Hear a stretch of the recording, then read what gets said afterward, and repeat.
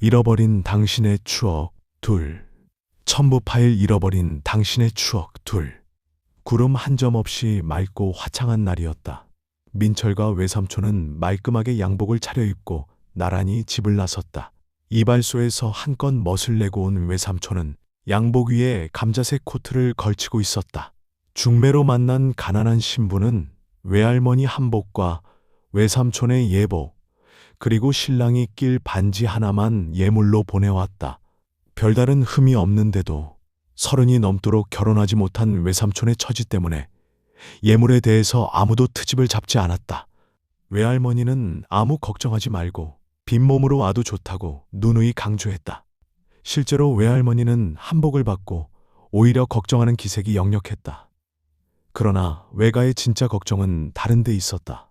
신부가 지나치게 예쁘다는 것이었다. 사람 좋기로 소문난 외삼촌은 외할머니의 걱정을 괜한 노파심으로 여길 뿐 그저 싱글벙글 좋아서 어쩔 줄을 몰랐다. 외삼촌은 엘리베이터 앞에서 만난 사람들에게 저녁 때 와서 술이라도 한잔 하라고 들뜬 목소리로 인사를 했다. 외삼촌이 해외에 나가서 벌어온 돈으로 지금 살고 있는 아파트를 장만했고 외할머니가 운영하는 건어물 상해를 배로 넓혔다.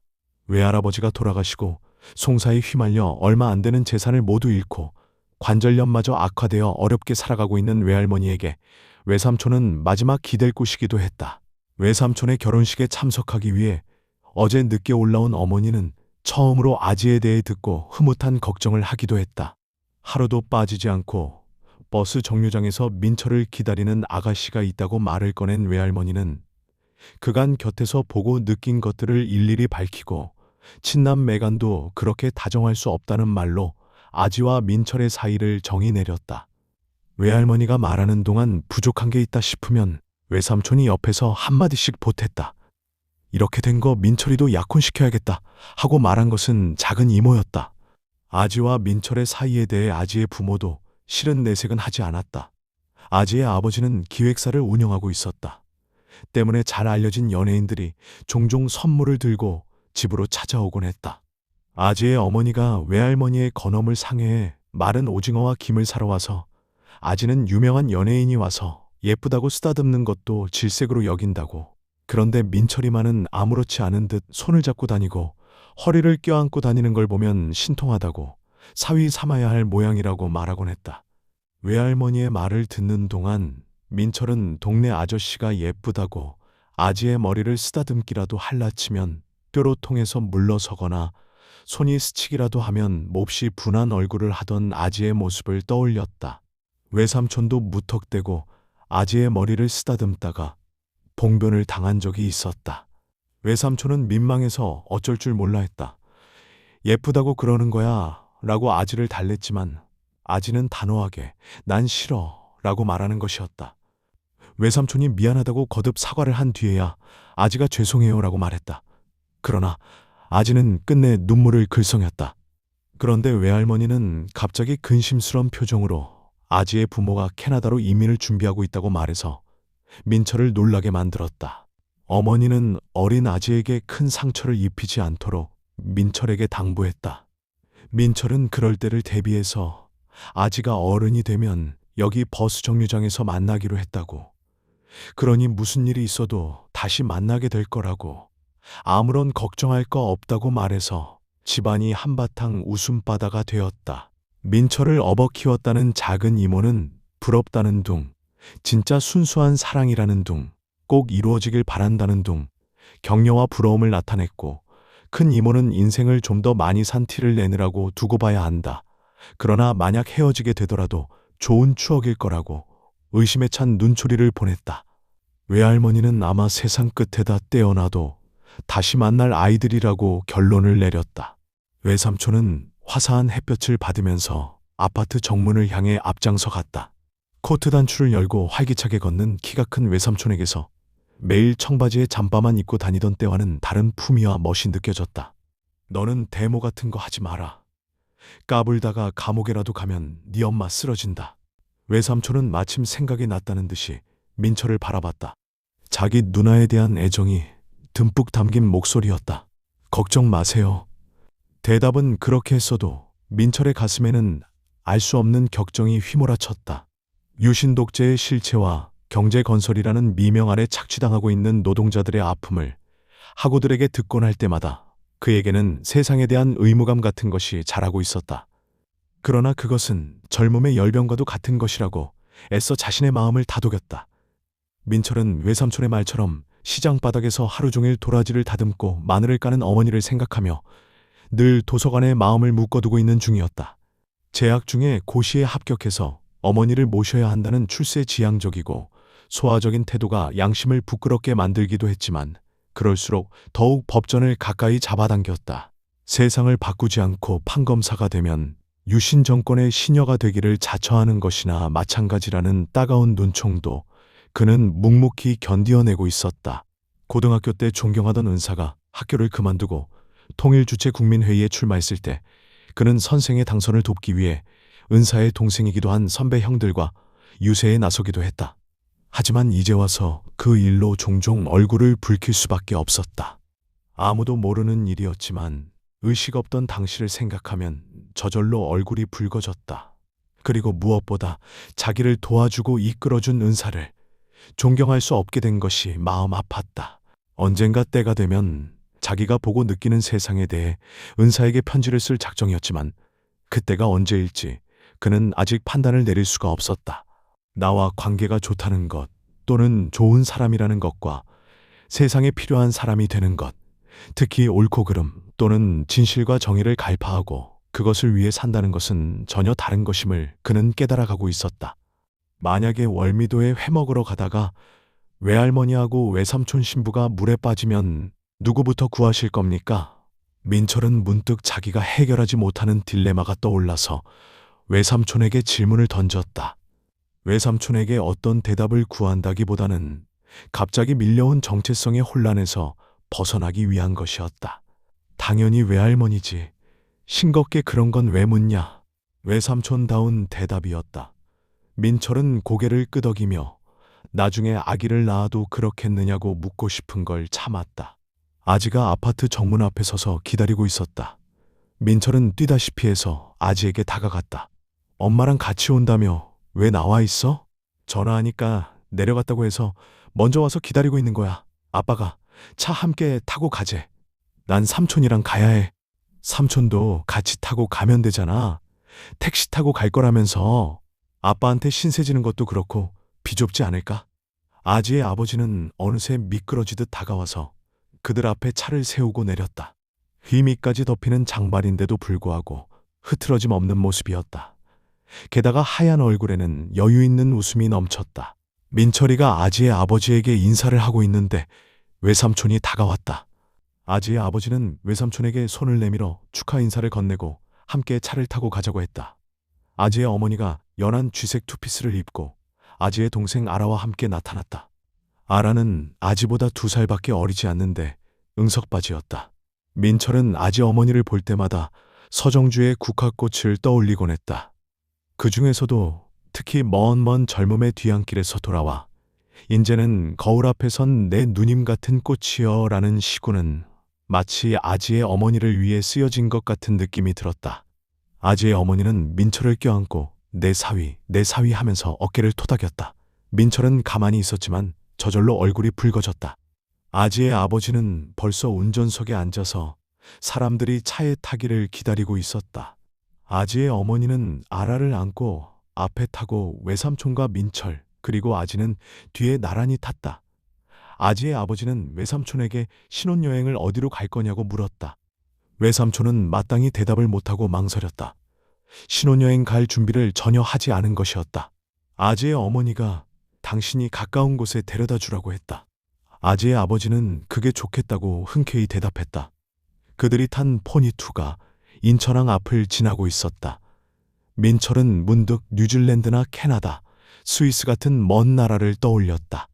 아지의 부모는 왜 이민을 가려고 하는 걸까? 어느 나라로 갈지 정한 것일까? 많은 의문들이 일어났다. 아지는 민철의 손을 잡고 가을 햇볕이 따사롭게 내리쬐는 창밖을 바라보고 있었다. 너는 아지하고 어머니 중에 누구 먼저 구할 건데? 외삼촌이 민철의 옆구리를 툭 건드렸다. 그게 무슨 말씀이세요? 아지의 어머니가 뒤를 돌아보며 말했다. 얼굴엔 웃음기가 넘쳤다. 집에서 나오는데 이 녀석이 갑자기 어머니하고 신부하고 물에 빠지면 누구부터 구할 거냐고 물어서 당연히 어머니라고 대답했는데 저는 어떡할 건지 궁금해서요. 외삼촌은 설명을 마치고 민철을 바라봤다. 너는 어떡할 건지 말해봐.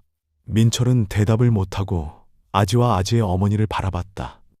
아지의 어머니는 재밌다는 듯 민철을 쳐다봤다. 민철은 평소에도 아지와 함께 바닷가에 나가 앉아 있으면 그런 고민을 해보곤 했다. 그건 일종의 양심의 딜레마였다. 실제 그런 일이 생긴다고 해도 자신은 수영을 하지 못한다는 문제가 있었다. 만약 어머니든 아지든 한 사람만 물에 빠져 허우적이고 있다면 대답은 명료했다. 그는 늘 수영을 하지 못하더라도, 그래서 결국 죽을 수밖에 없다고 해도 물에 뛰어들 수밖에 없다고 생각했다. 아지를 건져내고 자신이 죽는다면 다행이지만 그렇지 않고 함께 죽는다고 해도 기꺼이 그 길을 택하고 말 생각이었다. 부서지는 파도를 마주대할 때마다 민철은 곁에 앉아있는 아지의 손을 잡고서 자신에게 그렇게 맹세하곤 했다. 만약 수영을 못한다는 핑계로 뛰어들지 않고 발을 동동 구르다가 기회를 놓쳐버리게 되면 그래도 결국 언젠가는 자살을 택하고 말 것 같았다. 누군가 다른 사람이 아지를 건져낸다면 다행이겠지만 그래도 자신이 먼저 뛰어들지 못했다면 고통과 괴로움에 시달리다 미쳐버리지 않을까 생각되곤 했다. 그에게 그런 일이 닥친다면 그건 죽을 수밖에 없는 운명이라고. 만약 그런 운명이 온다면 기꺼이 뛰어들어 죽어야 한다고 생각하고 있었지만 아지와 어머니가 동시에 빠져서 허우적이고 있다면 누구를 먼저 건져야 할지 결정을 내릴 수가 없었다. 그런 일은 없을 거예요. 민철이가 난감해하고 있는 사이 아지가 불쑥 끼어들었다. 저한테 한번 물어보세요. 아지가 외삼촌에게 당돌한 눈길을 보냈다. 그래, 아지라면 민철이하고 엄마 중에 누구 먼저 구할 거니? 아지의 어머니가 물었다. 애들 고민되게 뭘 그런 걸 물어보나? 아지의 아버지가 끼어들었다. 하지만 아지의 어머니는 남편을 바라보며 웃을 뿐 질문을 거둬들일 생각이 없었다. 저한테 물어도 대답은 한 가지예요. 그런 일은 절대로 없어요. 아지의 목소리는 단호했다. 만약이잖니? 아지의 어머니가 다시 아지를 바라보고 웃었다. 여보, 아지가 곤란해하잖아. 아지의 아버지가 말했다. 아니에요. 대답할게요. 아지는 숨을 크게 들이마시고는 민철을 바라봤다. 아지야, 대답하지 않아도 괜찮아. 이건 그냥 장난일 뿐이야. 아지의 아버지가 말했다. 그래, 아지야. 엄마가 좀 심했다. 대답하지 않아도 돼. 괜찮아요. 어차피 엄마도 알아야 해요. 엄마를 버릴 생각이구나. 아니, 엄마를 구할 거예요. 그리고 다시 오빠를 따라갈 거예요. 살려줘서 고맙다. 아지야. 그런데 좀 슬픈 결말이다. 그지? 아지 말처럼 절대 그런 일은 없어야겠다. 전 수영을 잘하니까 아지가 다시 돌아올 일은 없을 거예요. 민철은 거짓말을 했다. 아지는 손잡이를 돌려 창문을 내렸다. 바람이 한꺼번에 몰려들어서 아지의 머리카락을 흩날렸다. 아지는 민철의 손을 놓지 않으려고 머리를 좌우로 가볍게 흔들어 머리카락을 정리했다. 그래도 시야를 가리는 머리카락이 떨어지지 않자 왼손을 들어 머리를 뒤로 넘겼다. 민철은 축의금을 접수하고 있었다. 아지는 민철의 옆에 앉아 봉투를 정리하느라 분주했다. 이모들과 외할머니 그리고 민철의 어머니가 도착했다. 민철은 어머니와 이모들에게 아지를 인사시켰다. 처음 뵙겠습니다. 아지라고 해요. 어휴, 예쁘게도 생겼네. 작은 이모의 눈이 활처럼 휘어졌다. 귀여워서 어쩔 줄을 모르는 표정이었다. 정말 민철이랑 닮았다. 큰 이모는 얼굴 가득 웃음을 띠고 부드러운 눈길로 아지의 모습을 살폈다. 민철의 어머니는 그저 대견하다는 표정으로 아지를 바라봤다. 아지야, 아빠 어디 계시노? 외할머니가 아지를 바라보며 다정하게 말했다. 안에 들어가 계셔요. 가서 잠깐 나오시란다고 전해라. 네, 할머니. 아지는 긴 머리를 찰랑찰랑 흔들면서 예식장 안으로 모습을 감췄다. 참 별일이다. 큰 이모는 아지의 뒷모습을 바라보면서 기특하고 신기하다는 듯 웃었다. 얼마나 좋아. 언니, 애네들 약혼이라도 시켜야 하는 거 아니야. 작은 이모가 호들갑을 떨었다. 애들 일에 쓸데없는 소리 마라. 보기 좋으면 그만이지 앞서가기는 왜 앞서가? 민철의 어머니가 조용히 나무랐다. 언니는 저렇게 깜찍한 애가 우리 민철이한테 목을 맨다잖아. 집안끼리도 불만 없고 정원에 두면 좋잖아. 작은 이모도 지지 않고 대들었다.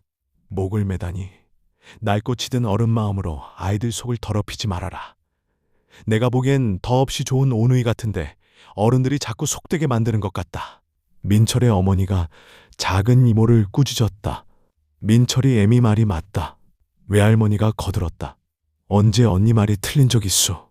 작은 이모가 외할머니에게 가볍게 눈을 흘겼다.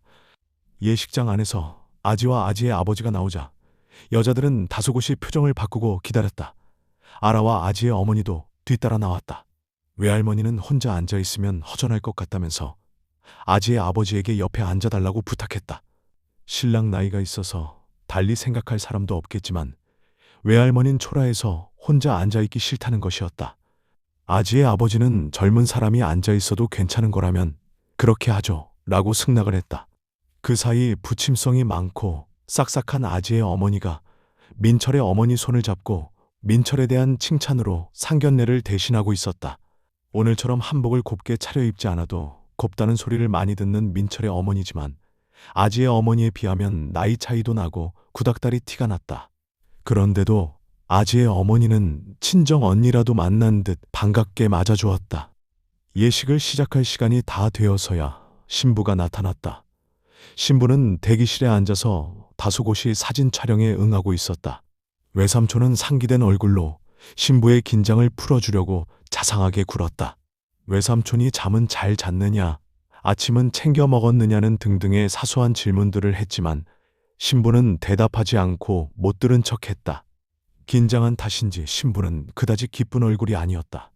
눈을 내리깔고 무표정하게 있던 신부가 짜증 섞인 목소리로 외삼촌에게 나가달라고 했다. 그러자 외삼촌은 신부가 수줍음을 많이 탄다고 단정했는지 쾌활하게 웃으며 대기실을 빠져나왔다. 어딘지 모르게 사나운 느낌이 들긴 해도 고운 신부였다. 말할 때마다 눈밑이 실룩거리는 어눌한 외삼촌에 비하면 나이가 10살 이상은 젊어 보였다. 큰 이모가 중매했다고는 하지만 몇 달이 건넌 탓에 그 누구도 신부에 대해서는 자세히 알지 못했다. 신부의 과거에 대해 알려진 것이라고 해봐야 고등학교를 졸업하고 무슨 직장인지는 아무도 모르지만 직장 생활을 몇 년 했다는 것이 전부였다. 외삼촌의 늦은 혼기 때문에 더 이상 깊이 알려고도 하지 않았고 또 알아야 할 필요도 없었다.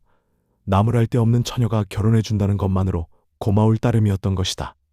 예식은 순서에 따라 순조롭게 치러졌다.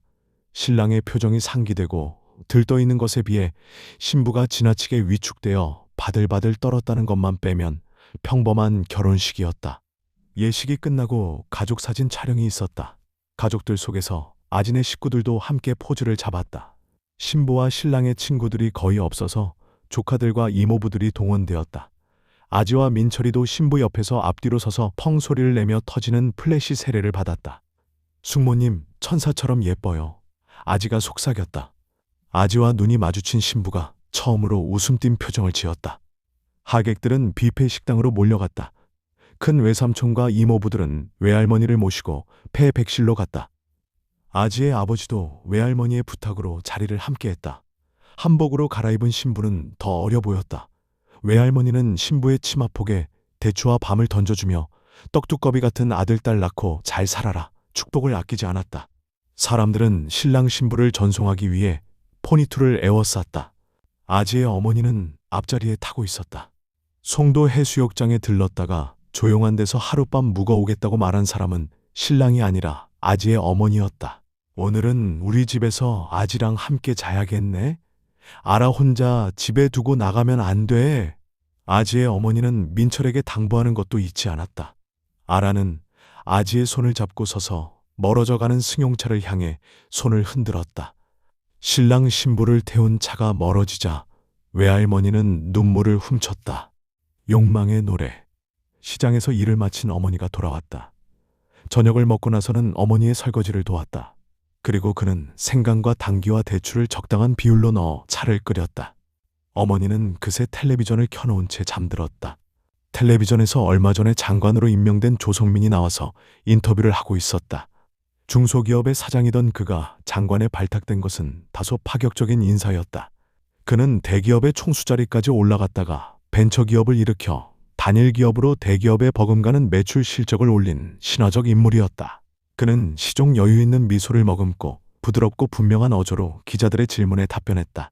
조성민은 그가 졸업한 대학교의 총동창회 명예회장이기도 했다. 대학을 졸업하고 새내기 직장 생활을 시작했을 때였다. 직장 선배들과 함께 참석한 동창회에서 조성민과 악수를 하고 잠시 사담을 나눈 적이 있었다. 하지만 그가 이렇게 장관 자리까지 오르게 될 정도로 유능한 사람이라는 것은 몰랐다. 하늘을 우러러 한 점 부끄럼 없이 살아왔습니다. 조성민은 자신의 청렴성을 시구를 임해 나타내는 여유를 보였다.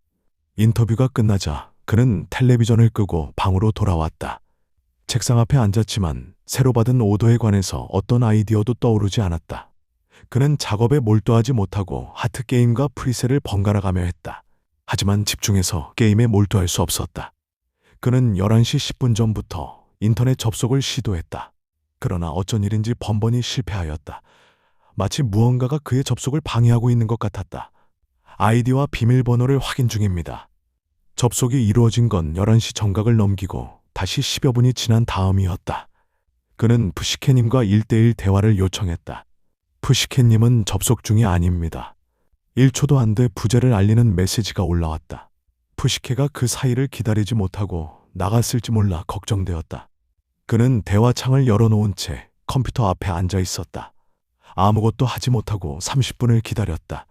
다시 1대1 대화를 요청했다. 역시 부재를 알리는 메시지가 떠올랐다. 거짓말처럼 빠른 부재의 확인이었다. 새벽 산행을 떠나기 전에도 푸시케에게서는 아무런 편지가 없었다. 산에서 돌아와서 컴퓨터를 열고 메일을 확인했다. 푸시케의 편지가 와 있었다. 보내니 푸시케. 수신인 벨레로폰. 제목 죄송해요. 날짜 0월 0일. 죄송해요. 어젯밤에 많이 기다리셨죠? 갑자기 집에 손님이 와서 접속할 수가 없었어요. 지금 막 가셨어요. 많이 기다렸을 당신을 생각하니 밤새 마음이 불편했어요. 오늘 밤에 다시 뵙기로 해요. 저녁 시간은 어떻게 될지 몰라요. 하지만 늦어도 11시 전에는 꼭 집으로 돌아가요. 그때 뵙기로 해요. 은선. 그는 밤 10시 40분에 접속을 시도했다. 푸시케님께서 벨레로폰님에게 1대1 대화를 요청하고 있습니다. 접속되기를 기다렸다는 듯이 메시지가 떠다녔다. 아니, 그것은 메시지가 아니라 영혼의 현현이었다. 푸시케, 안녕. 어제는 정말 죄송했어요. 벨레로폰, 일부러 그런 것도 아닌데 괜찮습니다. 어제 일은 잘 끝났나요? 푸시케, 예. 어제는 다른 날보다 예비 신랑 신부가 더 아름다워 보였어요. 벨레로폰, 자신의 결혼에 대해선 부정적이면서도 남들의 결혼은 아름답다고 생각하는군요. 직업상 그런 건가요? 푸시케, 결혼은 참 아름다운 관습이라고 생각해요. 우선은 내 밥을 해결해주고, 그리고 옷과 주거까지, 나아가서는 내 취미에 들어가는 비용까지. 농담인 거 아시죠? 전 결혼하는 사람들 덕에 먹고 살잖아요. 기쁠 때나 슬플 때나 변함없이 아끼고 사랑하겠습니다. 얼마나 아름다운 약속이에요. 결혼을 하고 나면 퇴색하거나 아예 무관심이나 미움으로 변하는 것이 문제지만요. 조금 살다 보면 사랑했다는 것조차 잊어버리고 사는 것 같아요. 그런데 님의 편지를 읽다 보니 다 이유가 있었더군요. 에로스 덕택에 본래의 제 짝이 아닌 다른 반쪽을 만났기 때문에 겪는 혼란이라면 너무 비참해요. 제 짝을 만나기 위해서 욕망에서 자유로워져야 한다는 말씀. 욕망을 욕망으로 극복하고 욕망 속에서 참된 사랑, 아니 갈망을 찾아낸다는 말씀이 많은 것을 생각하게 했어요.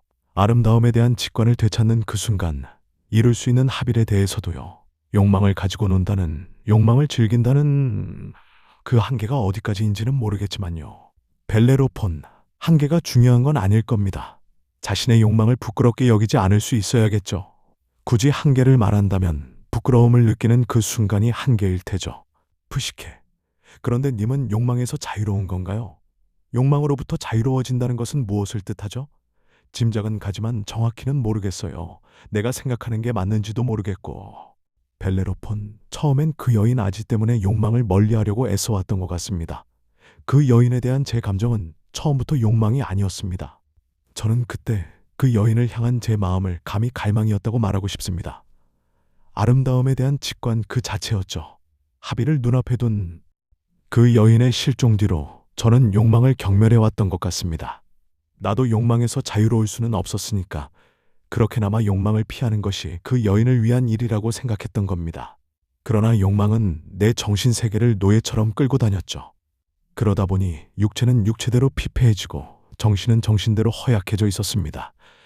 그래서 이제는 당당히 맞서기로 한 것입니다. 하지만 욕망과 맞선다는 게 구체적으로 무엇을 의미하는지 실은 아직 잘 모릅니다. 부식해. 성욕이란 식욕이나 배설욕과 같은 것이라고 생각해요. 성욕이 자식을 낳는 수단이라고 말하는 경우도 있지만 그런 것만은 아닌 것 같아요. 사람은 자식을 낳은 후에도 섹스를 즐기거든요. 짐승처럼 발전기에만 섹스하지는 않잖아요. 그렇다고 성욕 때문에 자유를 꿈꾸고 있는 건 아닌 것 같아요. 님에게조차 모두 털어놓지 못하는 게 있습니다. 때가 아니기 때문이죠. 언젠가 숨김없이 고백할 수 있는 날이 오길. 뭔가를 숨겨야 한다는 것은 언제나 장애처럼 여겨지는군요. 벨레로폰, 저도 님처럼 섹스가 자손을 남기기 위한 것만은 아니라고 생각합니다. 그러나 성욕이 식욕이나 배설욕과 같다고는 생각지 않습니다. 살아있는 동안 식욕처럼 끊임없이 꺼지지 않고 계속되는 것이 사람의 성욕이긴 하지만 식욕처럼 해결할 수 있는 것은 아니지요. 배고프면 아무거나 먹을 수도 있지만 성욕이 일어난다고 누구나 또는 어느 곳에서나 섹스를 할 수는 없잖아요. 더구나 성욕을 배설과 같은 것이라 할 수도 없습니다. 정액이 배설물이고 섹스 상대가 토일렛일 수는 없지 않겠습니까? 제가 말하는 욕망의 자유란 에로스에게서의 자유를 의미합니다. 에로스의 사랑이란 무엇입니까? 아무리 좋게 말해도 욕망 이상은 아무것도 아닙니다. 그 욕망이란 처음엔 달콤합니다. 꿀보다 더 달고 이 세상의 어떤 것보다 향기로워서 삶의 극치를 느끼게 만듭니다. 하늘의 별도 따다주고 목숨도 내어줄 것처럼 요란스럽고 장황합니다. 에로스의 사랑에 빠지면, 즉 욕망에 빠지면 죽을 것처럼 괴롭기도 합니다. 여기까지는 갈망과 유사한 점도 있습니다. 그러나 궁극은 다릅니다. 에로스의 사랑은 육체를 얻기 위한 것입니다. 쾌락만을 위한 것이죠. 그러나 갈망은 아름다움에 대한 직관이 열립니다. 에로스의 사랑은 곧 본성을 드러내어 시기하고 질투하며 다투고 감시하고 의심하고 심지어는 지배하거나 군림하려고까지 합니다. 그것도 모자라 이제는 무관심해지거나 학대를 일삼습니다. 욕망의 자유는 바로 이런 집착이나 상투성으로부터 멀어지는 것입니다. 또한 에로스가 배수진으로 쳐놓은 사랑에 대한 의무감 같은 것들, 즉 더러움이나 배신 같은 것에 얽매이지 말아야 합니다. 그러면 비로소 질투나 미움이나 집착 없는 갈망과 비슷한 상태를 맛보게 되겠지요. 평화롭고 행복한 성은 더욱더 갈망을 깊어지게 하고 변함없게 만듭니다. 갈망으로 이루어진 합일은 상대방의 상처를 치유하는 힘이 있어야 합니다. 그것이 합일의 본질입니다. 푸시케, 차원 높은 섹스가 되겠군요. 오늘 밤에 당신과 관계하는 꿈을 꾸게 될 것 같아요. 벨레로폰, 저는 늘 별들 사이를 방황하는 꿈을 꿉니다. 하지만 이제 나도 야한 꿈을 꾸어보고 싶군요. 푸시케, 꿈은 꿈이고 실제로 욕망 여행을 한번 해보는 건 어때요? 에로스의 못된 장난에서 우리가 자유로울 수 있을지 궁금하네요. 순결이나 의무감 따위에서는 자유롭겠지만 질투와 시기, 그 이상의 복잡한 감정의 덫으로부터 자유로울지 말이에요. 그런데 그런 감정들이 전혀 없다는 건 애정이 없다는 말도 되는데 갈망은 애정이 있는데도 불구하고 평화롭다는 것이겠죠. 벨레로폰, 그렇습니다. 난 그 여인 아지와 그런 걸 경험했습니다. 당신과의 관계도 기대됩니다. 아니, 현기증이 날 정도입니다. 푸시케, 내일 만나요. 벨레로폰, 정말입니까? 푸시케, 그럼요. 벨레로폰, 좋아요. 내일 대전역에서 만나요. 그런데 우리가 서로 알아볼 수 있을까요? 푸시케, 알아볼 수 있을 거예요. 그 사이에 성형수술만 안 했다면. 벨레로폰, 손에 장미꽃과 책을 들고 있겠습니다. 제가 들고 있고 싶어하는 그 책의 제목이 뭔지 알 수 있겠죠? 푸시케, 글쎄요, 아마도 그 책이겠죠. 플라톤의 향연. 내일 아침에 사무실에 나가서 예매하고 메일을 띄울게요. 벨레로폰, 혹시 모르니까 내 전화번호 적어 놓으세요. 000-0000. 푸시케, 휴대폰은 없어요? 벨레로폰, 휴대전화, 자동차, 아무것도 없습니다. 푸시케, 님답군요. 제 휴대폰은 000-0000-0000. 벨레로폰, 안녕, 내일 만나요. 푸시케, 안녕. 푸시케님과 벨레로폰님의 1대1 대화가 종료되었습니다. 향연을 건네주다. 보내니 푸시케. 수신인 벨레로폰. 제목, 이제 당신에게 달려갑니다. 날짜, 0월 0일. 밤새 잠을 잘 수가 없었어요. 시간이 멈추어버린 줄 알았는데 드디어 아침이 왔어요. 인터넷으로 기차표를 예매하고 화장도 약간 했어요. 평소엔 색조 화장을 거의 안 하거든요. 혹시 못 알아볼까봐 아주 조금 했으니까 염려 마세요. 처음 기차에서 만났을 땐 맨 얼굴이었거든요. 제발 아름답게 보였으면 좋겠는데 누구를 만나는 일로 이토록 흥분하게 될 줄은 몰랐어요. 오전 11시 55분 기차예요. 2시 47분에 도착하고요. 대전역 대합실에서 만나요. 대합실 안에 아무 곳에나 편안하게 앉아 계시면 제가 찾아낼게요. 아마 이끌리듯 당신을 향하여 가게 될 거예요. 잠시 후면 영영 만나지 못할 줄 알았던 님을 다시 만날 수 있겠군요. 꿈은 아니겠지요. 은선. 시외버스 터미널은 들어오고 나가는 버스들로 입구부터가 혼잡했다. 그는 버스들이 내뿜는 매연을 피하기 위해 빠른 걸음으로 걸었다. 산을 가까이 하게 되면서 도시의 매연은 참기 어려운 고통이었다. 근처의 꽃집에 들러 미리 꽃을 샀다. 대합실 안의 약속 다방은 오랫동안 터미널을 상징해온 유행 지난 마스코트 같았다.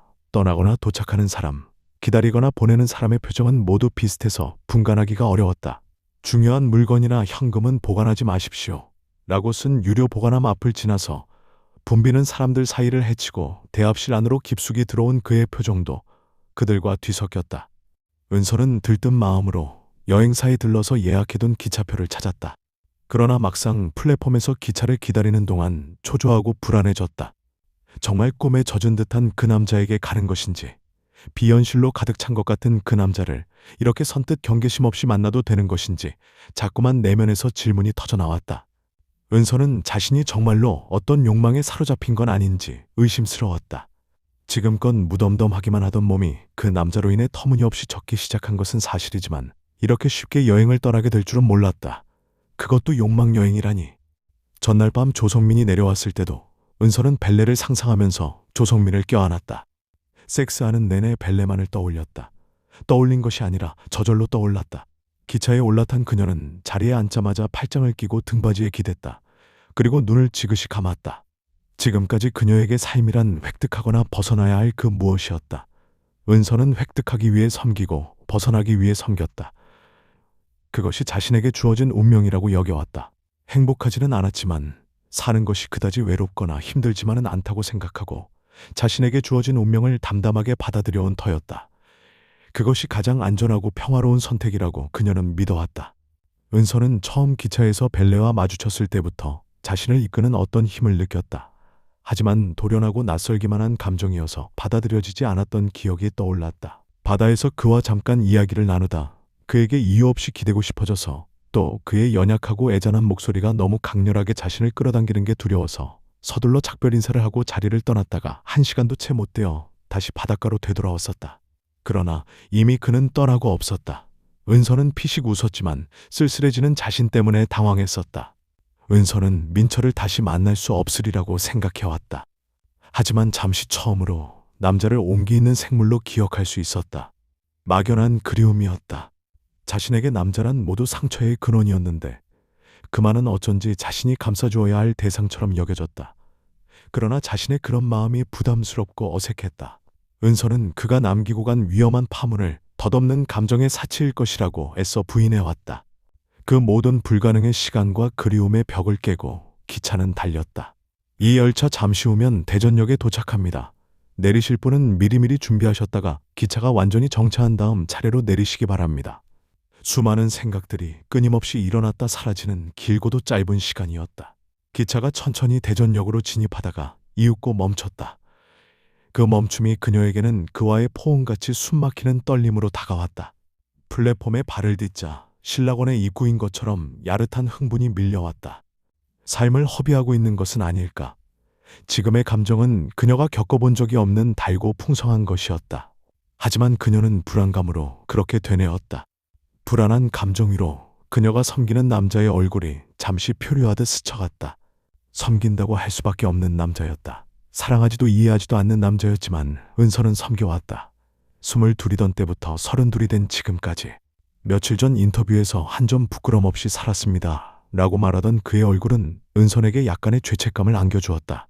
그가 정말로 한 점 부끄러움 없이 살아왔는지는 알 수 없지만 그녀가 10년 남짓 섬겨온 사람이고 아직 2달 가까이 섬겨야 할 의무가 있기 때문이었다. 그와의 두 번째 계약이 종료되는 12월을 마지막으로 이번에는 정말 그 남자와의 관계를 청산할 각오였다. 그리고 벨레에게 모든 걸 고백이 아니고 당당하게 이야기하고 싶었다. 섬김은 벗어남과 획득을 위한 것이었다고. 역사에는 사람들이 넘쳐났다. 천천히 걸어서 대합실 안을 한 바퀴 도는 동안 은서는 어쩌면 그를 만나는 일이 그다지 쉽지 않을지 모른다는 불안한 생각이 들었다. 은서는 휴대전화를 확인하고 다시 역사를 한 바퀴 돌았다. 그의 모습은 보이지 않았다. 자신의 모습에 실망하여 돌아가지는 않았을까 하는 생각이 들기도 했지만 그녀는 웃었다. 그 눈 높고 까다로운 남자도 은선의 외모에 반해 10년째 그녀에게 불을 획득하게 해주는 신의 역할을 자처하고 있었다. 은선이는 나이도 먹지 않고 그대로 아름답구나. 사나흘 전에 갑작스럽게 찾아와 하룻밤을 묵고 가면서 아쉬운 듯 남기고 간 말이었다. 한민철입니다. 밖에 있어서 전화를 받지 못하고 있습니다. 돌아와서 연락해 드릴게요. 신호음이 들리면 말씀해 주세요. 은선은 음성을 남기지 않고 전화를 끊었다. 그의 음성을 듣고 나자 저절로 웃음이 나왔다. 어쩐지 그의 방을 훔쳐본 느낌이 들었다. 은선은 역사 입구에 서서 광장을 천천히 둘러봤다. 광장 바닥에서 사람들이 던져주는 먹이를 쪼아 먹다가 하늘로 날아오르는 비둘기떼 옆으로 한 남자가 바쁘게 걸어오고 있었다. 은선은 그를 향하여 걸음을 옮겼다. 그의 모습을 보는 순간 알지 못할 평안과 자유가 느껴졌다. 꽃을 다시 사느라고 좀 늦었습니다. 그가 웃는 얼굴로 손에 들고 있던 장미꽃을 내밀었다. 출발할 때 미리 꽃을 사두었는데 버스에서 어떤 아기의 울음을 달래느라 주워버렸거든요. 이건 플라톤의 향연입니다. 그는 손에 들고 있던 책을 은선에게 건네주었다. 몸에서 나오는 향기와 몸의 곡선과 피부의 부드러움과 체온. 그는 은선이 메고 있는 자주색 가방의 끈을 벗겼다. 은선은 무심결에 그가 하는 대로 가방을 맡겼다. 두 사람은 오래 사귄 연인처럼 익숙하게 손을 마주잡고 다시 2층 매표소로 향했다. 서울로 가는 기차표를 끊었다. 출발 시간이 얼마 남아있지 않았다. 그들은 서둘러 플랫폼으로 내려갔다. 은선은 의자에 앉아서 웃음 띤 얼굴로 그의 모습을 바라보고 있었다. 그는 가방을 맨 채 철로 가까이 다가가서 기차가 오는 쪽을 바라봤다. 위험해요. 뒤로 물러나세요. 은선은 그의 등에 대고 외쳤다. 그는 은선이 곁으로 다가와서 손을 내밀었다. 은선은 그의 손을 잡고 자리에서 일어났다. 기차가 바람을 일으키며 플랫폼으로 들어와서 멈췄다. 은선을 먼저 태우고 그도 기차에 올라탔다. 제가 처음부터 서울행표를 2장 끊어서 탈 걸 그랬어요. 민철 씨가 시간 맞춰서 제가 탄 기차에 오르기만 하면 되잖아요. 은선은 의자에 앉으면서 그의 옆얼굴을 바라봤다. 플랫폼으로 들어오려면 표를 제가 가지고 있어야 하잖아요. 그는 말했다. 입장권을 사면 돼요. 입장권만 있으면 플랫폼으로 들어올 수 있거든요. 그런 방법도 있었군요. 다음부턴 그렇게 하죠. 기차가 출발했다. 침묵이 흘렀다. 시장할 텐데 식당에 가서 뭐라도 좀 먹을까요? 그는 차창을 바라보고 있는 은선의 옆얼굴을 바라봤다. 푸시처럼 목덜미 선이 길고 부드러웠다. 얼굴 피부도 푸시처럼 맑고 투명했다. 한층 성숙해진 푸시를 만난 것 같은 착각이 들었다. 그래요. 맥주 한잔 하고 싶어요. 그는 먼저 일어나서 은선의 가방을 등에 맸다. 통로를 걸어가는데 기차가 흔들렸다. 은선은 그의 손을 잡았다. 그들을 처음 만나게 했던 자동문 앞에 섰다. 그는 고개를 돌려 은선을 바라봤다. 은선도 그를 바라보고 활짝 웃었다. 자동문인지 모르고 문을 닫으려고 서 있는 사람이 많아요. 문에서 멀어져야 비로소 닫히는데 그걸 모르는 거죠. 누구처럼. 은선은 빙글빙글 웃었다. 보통 사람들은 한두 번 닫아보다 안 되면 그냥 포기하고 돌아서는데 민철 씨는 문을 잡고 씨름을 했잖아요. 은선은 웃음 섞인 목소리로 외쳤다. 통로로 나오자 기차철로에서 나는 소음이 커진 탓이었다. 그는 은선의 어깨를 감싸 안았다. 책임감이 남다르잖아요. 그도 목소리를 높였다. 정말 대단한 책임감이네요. 제가 가서 안 말렸으면 문을 부술 뻔했을걸요. 은선의 웃는 입술과 그의 입술이 순식간에 맞닿았다. 혀가 혀를 넘나들었고 타액이 뒤섞였다. 은선은 그의 목을 움켜쥐고 그를 벽 쪽으로 몰아붙였다. 그는 두 팔로 은선의 허리를 질끈 감싸 안았다. 은선의 입에서 신음소리가 새어나왔다. 마침 통로를 지나가던 사람들이 두 사람을 흘끔거렸다. 저기 손님, 공공장소에서 이러시면 좀 곤란합니다. 제복을 입은 차장이 다가와서 주의를 주었다. 알았어요. 조금만 더 하고 갈게요. 은서는 고개를 돌려 말하고는 이내 그의 입술을 다시 덮쳤다. 빨리 끝내세요. 차장이 자리를 떠나면서 내뱉었다. 은선이 풋하고 웃음을 터뜨렸다. 식당 칸은 한산했다. 도시락과 맥주를 시켰다. 그는 문득문득 은선의 눈빛 속으로 홍곤이 빠져들었다. 서울까지 가는데 걸린 시간은 불과 몇십 분에 지나지 않았다. 그들이 느낀 체감 시간은 그렇게 짧았다. 하지만 벌써 시간은 오후 4시가 넘어가고 있었다. 기차에서 내린 뒤에 서둘러서 달려왔지만 5시가 조금 지나서야 광화문 앞에 도착했다. 한국일보 건물 옥상에 설치된 멀티비전에는 공기의 오염 상태를 수치와 단위로 표시해서 보여줬다. 굳이 저런 걸 보지 않아도 공기 나쁜 건 금방 알 수 있을 것 같습니다. 그는 은선을 바라보며 웃었다. 서울이 원래 그런 곳이잖아요. 흐리고 불쾌하고. 경복궁 입장 시간은 5시까지였다. 멀리서 왔습니다. 늦지 않게 나올 테니까 들여보내주세요. 아직 관광객들이 안에 있잖아요. 그는 매표소 남자에게 사정을 했다. 매표소 남자는 대꾸도 하지 않고 매표소 구멍을 플라스틱 판지로 닫았다. 출입문은 미처 빠져나오지 못한 관광객들을 위해 쪽문만 반쯤 열어놓은 상태였다. 그들은 손을 잡고 그곳을 기웃거렸다. 하지만 그 쪽문조차 정경들이 지키고 있어서 경복궁 안으로는 한 발짝도 들여놓을 수 없었다. 그들은 서로 얼굴을 쳐다보며 불량 학생 같은 표정을 지었다. 그들은 약속이라도 한 듯 앞서거니 뒤서거니 하면서 담을 따라 서쪽으로 걸어 내려갔다. 굳게 닫힌 문이 나왔다. 나를 따라와요. 문틈 사이로 궁궐 안을 들여다보던 그가 손짓을 했다. 궁궐 밖에 살던 내가 공주를 만나러 가기 위해 넘던 담이 있을 겁니다. 담을 넘어가려고요? 은선의 목소리는 신이 난 개구쟁이 소녀처럼 들떠 있었다. 나를 따라와 봐요. 그의 목소리에도 장난기가 넘쳤다. 문이 반쯤 열려있는 온실 앞을 살금살금 지나서 키높이 정도 되는 담 아래로 숨어들었다. 여기요. 그들은 서투른 도둑 같았다. 정말 처음이 아닌 것 같아요. 은선은 마냥 즐거운 표정이었다. 그는 은선을 껴안아 담 위로 올렸다. 담 위로 납작 엎드린 은선은 신발을 벗어 궁궐 안으로 던졌다. 높지 않아요? 뛰어내릴 수 있겠어요? 그러나 은선은 그의 말이 채 끝나기도 전에 쿵 소리만 남기고 궁 안으로 사라졌다. 그는 서둘러 담 위로 올라섰다. 궁궐 안쪽은 더 낮았다. 조심해서 뛰어내려요. 은선은 나무 뒤에 몸을 숨기고 들뜬 얼굴로 낮게 외쳤다. 제복 입은 정경 2명이 경회로 뒤쪽에서 등을 돌린 채 서 있는 게 보였다. 정경이 금방이라도 뒤를 돌아볼 것 같았다. 도둑이래요. 도둑이래요. 그가 궁 안으로 막 뛰어내렸을 때 사정전 견문으로 엄마와 함께 나오던 67살의 여자아이가 그들을 보고 놀렸다. 곁에 서 있던 젊은 어머니는 한박 웃었다. 그들이 담을 넘어 들어온 수정전 마당엔 방금 사정전에서 건너온 모녀 말고는 아무도 없었다. 애야, 우린 도둑 아니야. 그들은 경복궁 안으로 잠입한 기쁨을 누리지도 못하고 호각을 불며 쫓아올 것만 같은 정경을 피해 수정전 앞마당을 가로질러 내달렸다. 그들이 목격자의 눈을 피해 뛰어든 곳은 왕의 침소인 강령전이었다. 인적이 없는 곳에 다다르자 그들은 누가 먼저랄 것도 없이 와락 껴안고 입을 맞추었다. 그들은 끝없는 욕망인지 갈망인지 모를 어떤 것에 사로잡혀 있었다. 틈만 나면 서로를 끌어당기는 강한 힘이 욕망인지 아니면 갈망인지 구분하려고 하지 않았다. 그들은 자신들을 그 어떤 힘에 맡겨버린 것이었다. 나가셔야 되는데요. 강령전 귀퉁이에서 모습을 드러낸 제복 차림의 정경이 무표정한 얼굴로 그들에게 말했다. 미안합니다. 그들은 근정전 뒤뜰로 나와 서로를 바라보며 통쾌하게 웃었다. 우리 다시 들어가요. 문틈으로 근정전의 옥좌를 들여다보던 그는 은선을 바라보았다. 또 들키면 뭐라고 하죠? 쫓아내기밖에 더 하겠어요. 은선은 한박 웃는 얼굴로 그를 바라봤다. 여긴 왕의 침실이에요. 당신과 내가 살던 곳이기도 하죠. 다시 강령전으로 돌아왔을 때 은선이 말했다. 그는 은선의 허리를 끌어안았다. 여기서 우리가 나누던 사랑이 생각나요. 제가 했던 말 기억나세요? 전하, 저만 사랑해 주셔야 해요. 전하께서는 저만 사랑하겠다고 약속했지만 끝내 지키지는 못했어요. 가끔씩 다른 궁녀와 함께 침소에 들기도 했거든요. 그런 날은 무척 괴로웠어요. 내가 잘못을 저질렀군요. 이제 저만 사랑한다고 약속하면 용서해 줄 수도 있어요. 은선은 꺼져버렸던 불씨가 되살아나고 있음을 느꼈다. 자신의 인생에서 열정이나 애틋함은 이제 끝난 것이라 여겼다. 오래전에 피어보지도 못하고 소실된 마음이었다.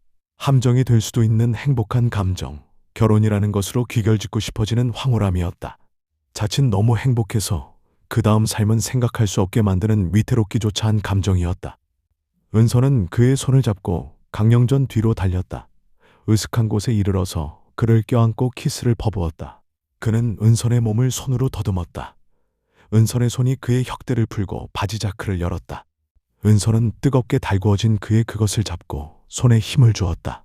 그는 은선의 웃옷을 걷어올리고 브래지어를 밀어올렸다. 그의 입술이 은선의 젖꼭지를 삼켰다. 은선의 몸에서 라일락 향기 같은 것이 은은하게 피어올랐다. 그는 은선의 가슴을 모아 두 개의 젖꼭지를 한 입에 넣었다. 은선은 자신의 바지를 끌어내리고 한쪽 발을 들어 올렸다. 은선은 잡고 있던 그의 그것을 선체로 자신의 몸속에 밀어넣었다. 은선의 몸이 물기로 촉촉하게 젖어 있어서 미끄러지듯 그의 그것이 은선의 몸을 역류해서 올라왔다. 은선은 다리를 내리고 아래에 힘을 주었다.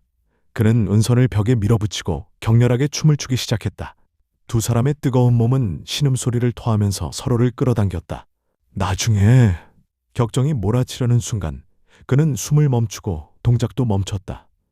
은선은 고개를 끄덕이며 그의 얼굴을 두 손으로 감싸 안고 감격스럽게 쓰다듬었다.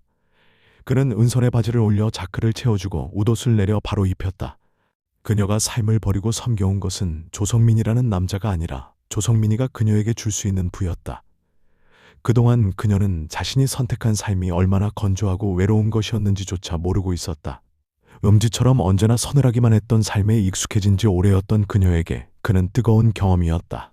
나갈 때는 어떡하죠? 사람들은 모두 빠져나가고 없는데 혹시 출입문을 잠그는 건 아니겠죠? 향원정 가까이에서 은선이 걱정스럽게 말했다. 주변은 벌써 어둑어둑해지고 있었다. 그들은 왕비의 침실인 교태전을 지나 미로 같은 길을 천방지축 뛰어다녔다. 어느 모퉁이에서 금방이라도 나타날 것 같은 전경을 피해 국내를 모두 헤집고 난 뒤에 이곳에 이른 것이었다. 우리가 어떻게 들어왔죠? 맞아, 담을 넘어가면 되지. 그들은 이제 전경 따위는 염두에 두지 않고 취향교로 올라갔다. 두 손을 잡고 출입금지 팻말을 넘어 비단잉어대를 바라보면서 마치 경복궁의 주인인 것처럼 연못 중앙에 있는 향원정으로 향했다. 벨레로폰. 은서는 문득 그를 그렇게 불렀다. 민철 씨에게 너무 잘 어울리는 이름이에요. 은서는 벅찬 행복에 젖은 얼굴이었다. 그때 바닷가에서 헤어지고 얼마 뒤에 다시 그 자리에 갔었어요. 그렇게 헤어지고 나면 다시 만날 길이 없다는 걸 깨달은 거죠. 하지만 다시 돌아갔을 때 그 자리는 텅 비어 있었어요. 제가 얼마나 실망했는지 짐작이 가죠. 조금만 더 앉아있지 그랬어요. 아쉽네요. 저는 그 시간에 부산역에 있었습니다. 그때 만약 다시 만났더라면 지금쯤 우리는 어떻게 되어 있을까요? 그는 대답 대신 은선의 입술을 깨물었다. 그는 솟구쳐 오르는 자신의 감정을 억누를 수 없었다. 도무지 열릴 것 같지 않던 마음이었다. 때로는 절망스럽게까지 여겨지던 그 미온의 감정들이 이렇게 쉽게 뜨거워지고 열릴 수 있다는 것이 믿어지지 않았다. 미궁에 빠져버렸던 욕망이 비로소 자유로워짐을 느꼈다. 소통을 방해하던 고독의 공간이 무너져 내리고 있다는 확신이 들었다. 매표소 옆 쪽문은 여전히 열려 있었다. 쪽문을 지키고 있던 정경들은 뒤늦게 나온 그들에게 혹시 남은 사람이 없느냐고 물었다. 없는 것 같아요. 은선은 유쾌하게 웃으면서 말했다. 그도 은선의 얼굴을 보며 웃었다. 호텔에서 저녁 식사를 하는데 은선의 휴대전화가 울렸다. 전화 좀 받고 올게요. 은선은 휴대전화를 꺼내 일어섰다. 은선은 전화를 들고 빠른 걸음으로 로비를 향해 걸어나갔다. 경복궁에서도 은선은 전화가 오면 저만치 멀어지곤 했다. 하지만 그는 아무것도 묻지 않았다. 은선도 전화에 대해선 아무런 말을 하지 않았다. 미안해요. 은선은 돌아와서 다시 자리에 앉았다. 괜찮아요. 신경 쓰지 말고 어서 식사나 해요. 그는 근심에 찬 듯한 은선의 얼굴이 마음에 걸렸다. 전 다 먹었어요. 와인이나 한잔해요. 은선의 얼굴은 다시 환해졌다. 조성민은 틈틈이 은선에게 전화를 걸어서 어디서 무엇을 하고 있는지 물었다. 은선은 미리 친구들과 단풍 구경 나왔다고 거짓말을 해두었지만 조성민은 믿지 못하는 듯했다. 하지만 조성민은 자신의 존재를 확인시키려고 할 뿐 대놓고 은선을 의심하거나 따져 묻는 성격은 아니었다.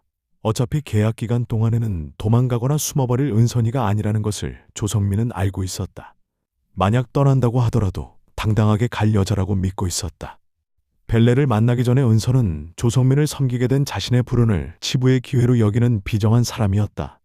그러나 그를 만나는 순간 은선은 잃어버렸던, 아니 포기하고 말았던 자신의 열정이 되살아나는 것을 느꼈다.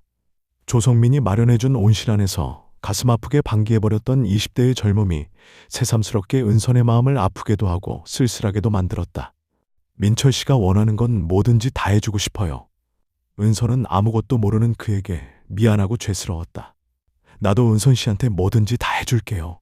그럼 건배하면서 생각해봐요. 그들은 와인잔을 들어 가볍게 부딪혔다. 잔에서 맑은 소리가 났다. 내가 원하는 건... 은선은 와인을 한 모금 마시고 그를 쳐다봤다. 민철 씨예요. 민철 씨를 가지면 제가 태어나서 가지고 싶은 것은 다 가지는 거예요. 나도 마찬가지입니다. 나도 은선 씨만 가지면 그만입니다. 난 정말이지 바보처럼 살았어요. 내 안에 있는 감정들 다 폐기하고 오직 돈만 바라보고 살았어요. 외로움은 감정의 사치라고 비아냥거리면서요. 은선은 말했다. 은선 씨의 자유 회복을 위해서. 그는 유쾌한 목소리로 외쳤다. 자유 만세. 우리는 마치 수십 년 동안의 감옥에서 탈출한 사람들 같네요. 그가 말했다. 맞아요. 저는 10년 만에 탈출한 거예요. 담 없는 감옥에서. 은선은 생각하는 듯한 얼굴로 말했다. 그는 고개를 끄덕였다. 지난 수년간 방황해온 자신의 삶에 대해 감회에 젖었다. 정신병원과 요양원을 오가며 살아온 시간에 대한 보상을 비로소 받는 느낌이었다. 그들은 엘리베이터에서부터 뜨거운 키스를 나누며 힘껏 껴안았다. 그대로 한 몸이 될 것만 같은 격렬한 포옹이었다. 이제 두 사람은 머리만 제자리로 돌려놓으면 제우스가 반으로 쪼개기 전에 완전한 형태로 합의를 이룰 것 같았다. 몸이 하나가 되고 머리도 하나가 되어야만 완전한 하나가 된다. 두 사람은 방문을 열고 들어서자마자 서로를 불여로 핥았다. 육신은 세상의 어떤 열매보다 향기롭고 달콤했다. 그의 몸은 나이 많은 조성민의 몸뚱이와는 비교도 할 수 없었다. 은선의 몸은 역겹기만 했던 마리아 원장의 몸뚱이와는 비교가 되질 않았다. 욕망의 탐닉은 밤을 꼬박 새웠어도 지치지 않았다. 희봄해지는 아침에서야 겨우 눈을 붙이려고 누웠지만 잠이 오질 않았다. 그들은 서로의 몸을 만지면서 느낌을 가슴에 새겼다. 몸에서 나오는 향기와 몸의 곡선과 피부의 부드러움과 체온을 가슴 깊이 아로새겼다. 너 자신이 곧 세계. 다음 날 오후 늦게 호텔에서 나왔다. 잠을 못 잔 탓에 머릿속은 조금 멍했지만 몸은 가볍고 기분도 좋았다. 그들은 국수가 따로 나오는 곰탕으로 식사를 했다. 식사를 하는 동안에도 그 다음 행선지가 정해지지 않았다. 무작정 택시를 잡아탔다. 운전기사는 어디로 가느냐고 묻지도 않고 달렸다. 어디 가느냐고 안 물어보세요? 도리어 은선이가 운전사에게 물었다. 곧 말씀하실 거잖아요. 운전사가 말했다. 실은 어디로 가야 할지 몰라서요. 두 분이 즐기실 만한 데로 모실까요? 그래 주세요. 시설 좋은 모텔을 알고 있습니다. 물침대는 기본이고. 아저씨, 금방 호텔에서 나왔어요. 목적지를 말씀 못하시기에 그런 줄 알았습니다. 사실 처음엔 두 분이 일본 사람인 줄 알았습니다. 일본에서 신혼여행을 오셨나 했죠. 어느 모로 보나 상류사회 사람처럼 느껴지는 분들이니까요. 점잖은 분들이라서 차마 말씀을 못하시는 줄 알았거든요. 하루 종일 즐겁게 놀 수 있는 대로 데려다 주세요. 택시 운전사가 그들을 내려준 곳은 롯데월드였다. 그들은 입장권을 사서 롯데월드에 들어갔다. 매직 아일랜드를 포함해서 롯데월드 안을 빠짐없이 돌아다녔다. 공룡관으로 올라가는 길이었다. 누군가 철창 안에 갇혀서 일본말로 외치고 있는 것을 NHK에서 촬영하고 있었다. 사람들이 그 주위를 둘러쌌다. 촬영이 끝나자 철창 안에 갇혔던 사람이 아무렇지도 않게 철창을 벌리고 밖으로 빠져나왔다. 그것을 본 은선이가 웃음을 터뜨렸다. 어머, 가짜 철창이었어. 은선은 지나치게 큰 자신의 웃음소리에 대한 변명이라도 하듯 그를 보며 말했다. 공룡관을 돌아보고 내려와서 바이킹 근처의 의자에 앉아서 아이스크림을 먹었다. 바이킹이 솟구쳐 오를 때마다 사람들의 비명소리가 커졌다. 은선에게 전화가 왔다. 은선은 전화를 받지 않았다. 조금 후에 다시 전화벨이 울렸다. 은선은 전화기의 배터리를 분리시킨 뒤에 가방에 넣었다. 벨레는 뭐라고 말을 하려다 그만두었다. 은선은 그를 바라보며 웃었다. 공연장 옆을 지나고 있었다. 사회를 맡은 유명 개그맨이 게임에 참가하고 싶은 연인은 무대로 올라오라고 안내를 했다. 은서는 무작정 그의 손을 이끌고 무대로 올라갔다. 가슴으로 풍선 터뜨리기, 엉덩이로 바가지 깨기, 댄스 등으로 승부를 가리는 거였다. 풍선 터뜨리기와 엉덩이로 바가지 깨기에서 벨레는 혼신의 힘을 다했다. 무대에 익숙하지 않은 다른 팀의 남자들은 소극적이었다. 두 게임에서는 벨레 덕택에 나이 어린 연인들을 이길 수 있었다. 댄스 시합에서는 관중들의 박수 소리로 채점한다고 사회자가 말했다. 벨레는 댄스에 자신이 없었다. 그가 주춤거리고 있는 사이 은선이가 음악을 타기 시작했다. 은선의 몸은 선율을 따라 관능적으로 움직였다. 그는 은선의 주위를 맴돌면서 박수를 쳤다. 관중들은 환호성을 지르며 박수를 쳤다. 관중들을 열광시킨 그들이 우승을 차지했다. 사회자는 그들에게 잘 포장된 커다란 상자를 안겨주었다. 그들은 그 자리에서 상자를 개봉했다. 그 안에는 코알라 인형이 들어있었다. 그는 대전역에서 내렸다. 은서는 차창에 대고 코알라 인형을 흔들며 멀어져 갔다. 그녀가 탄 기차가 보이지 않게 되었을 때야 비로소 그는 발길을 돌려 플랫폼을 벗어났다. 대전역 광장을 가로질러 나오는데 노래소리가 들렸다. 그는 이끌리듯 광장으로 향했다. 무명 가수의 거리 공연을 보기 위해 모여든 사람은 없었다. 그저 지나면서 힐끗거리는 정도였다. 비둘기가 수시로 날아올랐다 내려앉았다. 오가는 사람들이 끊임없이 광장을 메웠다.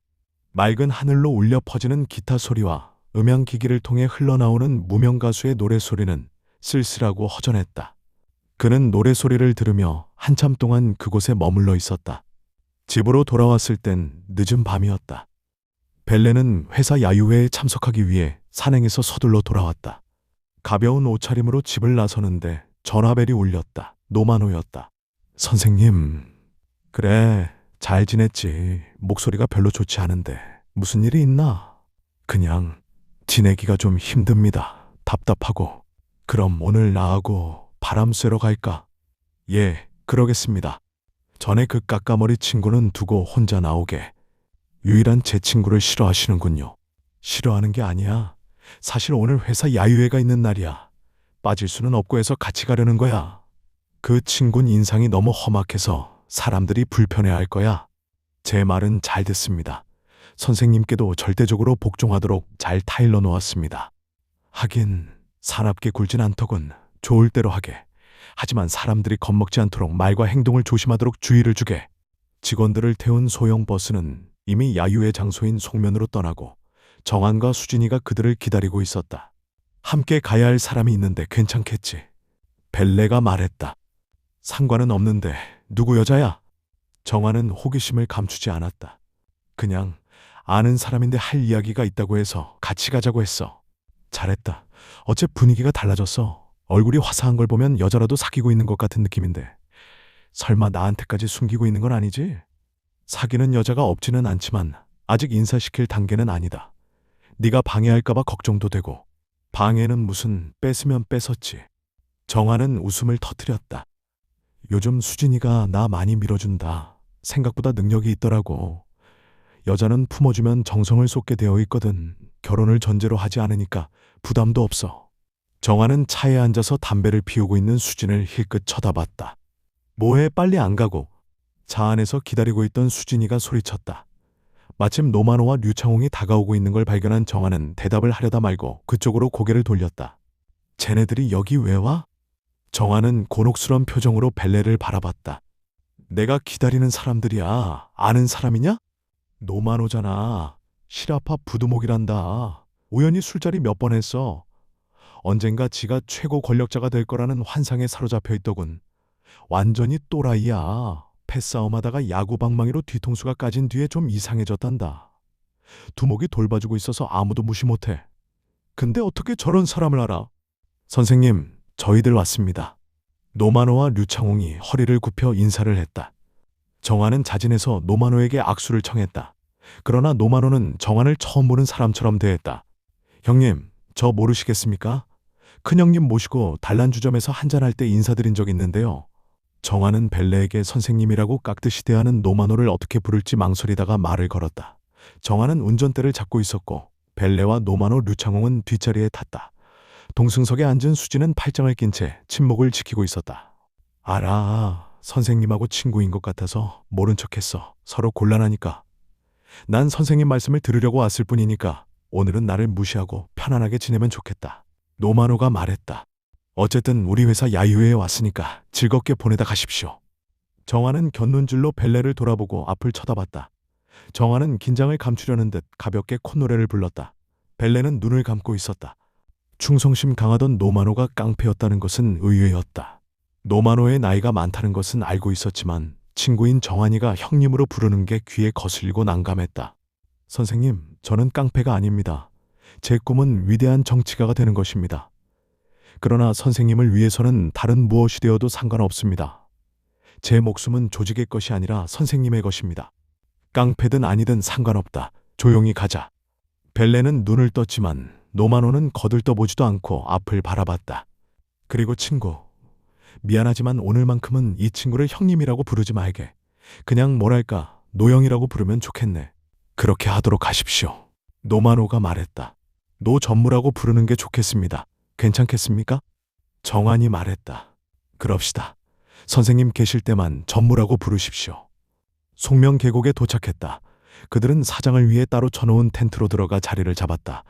노만호에게 단단한 주의를 받은 류창홍은 예 아니요. 이상은 말을 하지 않고 조심스럽게 술과 음식만 먹었다. 노만호는 술이 취해갈수록 흥에 겨워지는지 큰 목소리로 말을 하고 때로는 음식물이 튀어나오도록 크게 웃었다. 미친 새끼. 노만호가 벌떡 일어나서 직원들이 노래자랑을 하고 있는 대로 가는 걸 보고 있던 정환이가 가소롭다는 듯이 말했다. 류창홍도 노만호 옆으로 나란히 등을 보이고 가고 있었다. 미안하다. 제자한테 욕해서. 그런데 어쩌다 저런 놈이 제자가 됐냐? 정환은 냉소적으로 웃었다. 술기운이 오른 듯 보였다. 네가 직접 물어봐라. 뒤에 대고 욕하지 말고. 그게 아니야. 내 말은 아무튼 너는 대단한 놈이다. 아니 놀랍다. 놀라워. 이런 일이 다 생기다니. 정환은 찡그렸던 얼굴을 펴고 웃어 보였다. 노만호가 마이크를 잡고 노래를 부르기 시작했다. Don't forget to remember me. 팝송을 부르는 실력이 보통은 넘었다. 류창홍은 옆에서 손짓발짓으로 몸을 흔들며 박수를 유도했다.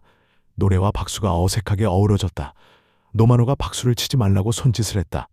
그건 그렇고. 노만호를 보고 있던 정환이 입을 열었다. 저 친구한테 부탁해서 한 놈 죽여달라면 어떨까? 내가 요즘 사채업자한테 이만저만 시달리고 있는 게 아니거든. 아까 들어보니까 저 친구가 지 목숨은 자네 거라고 하던데. 농담이라도 그런 말 하지 마라. 벨레는 말하면서 얼마 전에 빈 사무실에서 겪었던 일이 떠올랐다. 마침 공휴일이었다. 천변으로 산책을 나왔던 그는 사무실에 들렀다. 사무실 문은 열려 있는데 사람이 아무도 없어서 이 방 저 방을 기웃거리다 회의실 소파에서 자고 있는 정환을 발견하고는 깨웠다. 정환은 소리를 지르며 손에 잡히는 대로 마구 던졌다. 덮고 있던 옷과 옆에 있던 접이식 의자가 벨레에게 날아왔다. 벨레는 정환을 붙들고 흔들어 깨웠다. 정환의 부탁으로 사채업자를 함께 만났을 때 검은 선글라스를 끼고 사채업자 옆에 앉아있던 건달의 모습도 생각났다. 근육질의 몸이 잘 드러나도록 들러붙는 상의를 입고 있었고 일부러 걷어올린 듯한 팔목 아래로 새겨진 문신은 사뭇 위협적이었다. 벨레는 아무런 도움도 주지 못하고 정환의 옆에 앉아있다가 지불각서를 대신 써주었을 뿐이었다. 그들이 돌아가자 정환은 술과 여자를 사기 위해 과도하게 사채를 끌었었다고 고백했다. 하지만 얼마 지나지 않아 수진의 도움으로 어느 정도는 막은 눈치였다. 가끔 사채업자를 죽여야겠다는 계획을 세우긴 하는데 사람을 죽여봤어야지. 이래서 돈 좀 나오면 사채업자가 다 가져가니 죽겠다. 사채이자가 이렇게 무서운 줄 알았으면 손도 안 댔을 건데 좀 갚았거니 생각했는데 나중에 보면 그대로야. 줄지가 않는 거지. 그렇다고 안 갚으면 죽일 듯이 지랄이고.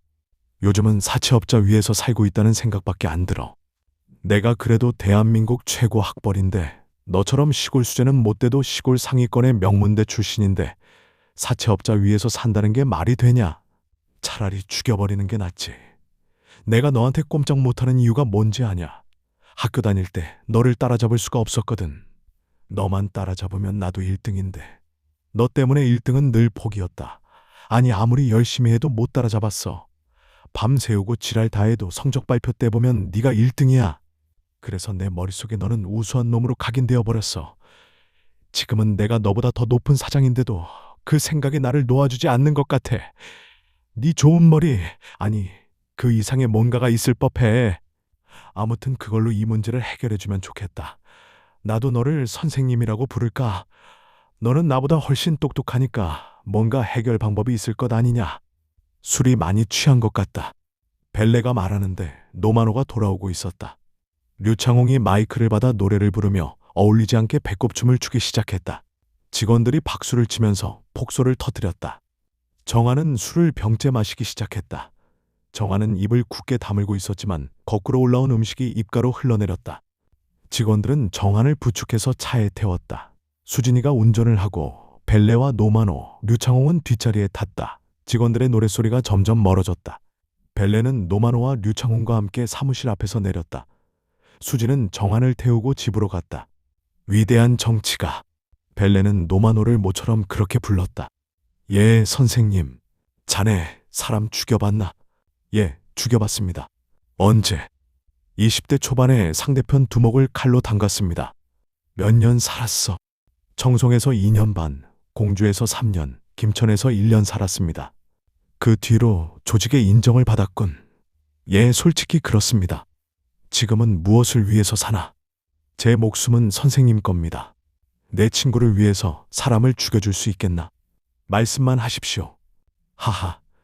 은빛 세계는 누구를 죽여서도 안 되고 누구에게 상처를 입혀서도 안 된다. 온전히 사람을 보호하고 온전히 사람을 살리는 것이 우리가 할 일이다. 누군가를 죽일 일이 생기면 자신을 먼저 죽여야 한다. 자신을 죽일 줄 아는 자라야 은빛 세계를 얻을 수 있다.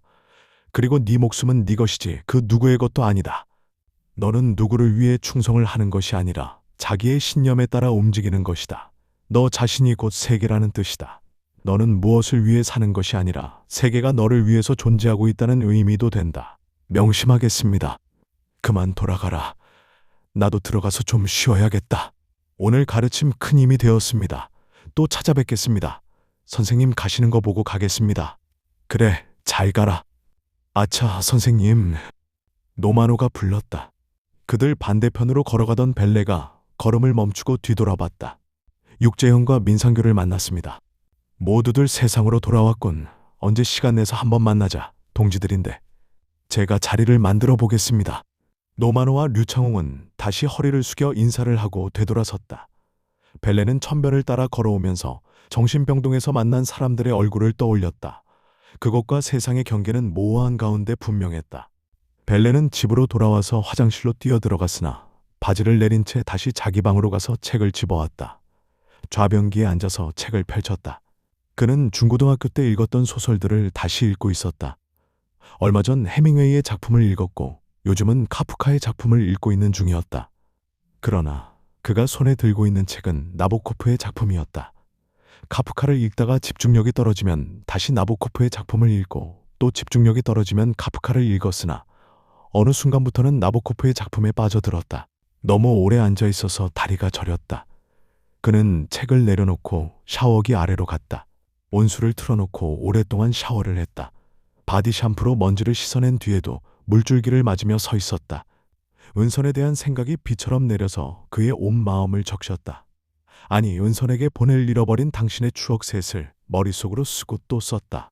그는 잃어버린 당신의 추억 셋으로 은선과 대화하고 있는 셈이었다. 전화벨이 울렸다. 하지만 벨레는 그대로 생각에 빠져 있었다. 전화가 왔다는 것을 인식하고 있었지만 받을 마음이 일어나지 않았다. 어머니가 시장에서 돌아왔다. 그제야 그는 목욕탕에서 나왔다. 어머니가 온 뒤로 그의 일상은 본래대로 돌아왔다. 어머니와 함께 저녁을 먹었고 후식으로 과일을 먹었다. 그가 설거지를 하는 사이 어머니는 목욕탕에 들어가서 세수를 하고 발을 씻었다. 어머니는 집에서 샤워하지 않고 일주일에 한 번씩 대중 목욕탕에 가서 몸을 씻었다. 그가 끓여온 한방차를 마신 어머니는 피곤하다며 안방으로 들어갔다. 그는 일어나서 텔레비전을 껐다. 방으로 가려던 그는 문득 아까운 전화가 궁금해졌다. 오 차장에게서 온 전화였다. 오 차장이 왜 하는 의문이 생겼다. 야유회를 마치고 2차로 간 술자리에서 전화를 한 건가? 그는 녹음된 메시지 확인 버튼을 눌렀다. 집에 들어오시는 대로 제 핸드폰으로 연락 주세요. 오 차장의 음성은 어딘지 모르게 어둡고 다급했다. 불길한 예감이 스쳤다. 그는 오 차장의 전화번호를 눌렀다. 빨리 충북대학 병원으로 오세요. 오 차장의 목소리는 전화기에서 튀어나오는 것보다 훨씬 침울하게 가라앉아 있었다. 왜, 무슨 일이 있어? 그는 불안한 가슴을 쓸어내리며 애써 태어난 척했다. 사장님이 만취한 상태로 질주하다가 교각을 들이받았어요. 무려 160km로 달렸대요. 국도에서 어떻게 그렇게 달릴 수 있었는지 믿어지질 않아요. 무슨 소리야? 집으로 갔는데. 저도 어떻게 된 건지는 모르겠어요. 사장이 사고 난 게 확실해? 제가 응급실에서 확인했어요. 사장님은 겨우 깨어났는데 의식은 전혀 없는 상태입니다. 옆에 탔던 여자는 그 자리서 즉사하고 그는 무거운 몸을 이끌고 방으로 들어갔다. 응축된 어둠이 엄청난 무게로 그의 어깨를 짓눌렀다. 옷을 갈아입는 동안 그의 눈앞에서 영상이 보였다. 자동차 속도계는 시속 160km를 가리켰다. 정한의 자동차는 언제나 그 속도를 유지하기 위해 만들어진 것처럼 질주하고 있었다. 그의 손에는 양주병이 들려있다. 정한의 면허는 이미 음주 단속에 걸려 취소된 지 오래고 지금 가지고 다니는 면허증은 위조된 것이다. 그는 술에 취하면 좁은 골목길에서도 전속 질주했다. 주차된 차들의 사이드밀러가 그의 차에 부딪혀 꺾이고 부서져 내렸다. 예견된 사고였어. 그는 영상을 떨쳐내면서 방을 나섰다. 택시를 타는데 눈물이 났다. 만약 자기가 집까지 따라갔다면 사고를 막을 수 있었을까? 어쩌면 수진과 함께 죽었을지 모르지.